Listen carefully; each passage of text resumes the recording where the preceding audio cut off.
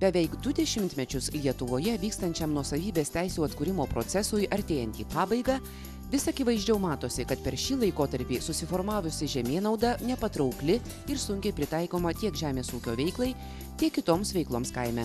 Žemės sklypai smulkus ir išsibarstę, dažnai prie jų nėra privažiavimų.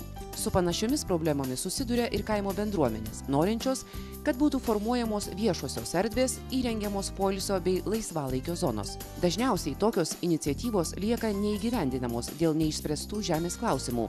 Nebūna suformuoti žemės sklypai, nesutvarkyti arba neįteisinti žemės nuosavybės dokumentai.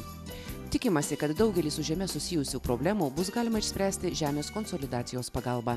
Žemės konsolidacijos projektai šitame finansinėme laikotarpį gali būti remiami pagal kaimo plėtros programą 2007-2013 metų ir šitai veiklai yra numatyta 56 milijonai litų.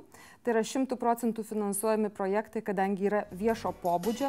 Lietuvoje jau įgyvendinta 14 bandomųjų žemės konsolidacijos projektų, tačiau juose panoro dalyvauti mažiau kaimo gyventojų, negu buvo tikėtasi. Dalyvavimas žemės konsolidacijoje yra savanoriškas, todėl pagrindinis organizatorių uždavinys – išaiškinti žemės savininkams, kokią konkrečią naudą jie asmeniškai gaus, dalyvaudami šiame procese. Mes pamatėme, kad žemės konsolidacija galima išplėsti ir papildyti dar tokių kaip ir papildomų veiksmų, tai yra kompleksiniai žemės ūkio ir kaimo plėtros projektai. Jeigu jie yra parengti, juose aktyviai taip pat dalyvauja savivaldybė, tuomet geriau išsiaiškinamas tas viešasis interesas.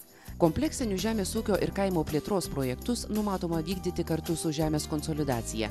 Jie būtų remiami Lietuvos kaimo plėtros 2007-2013 metų programoje numatytomis lėšomis.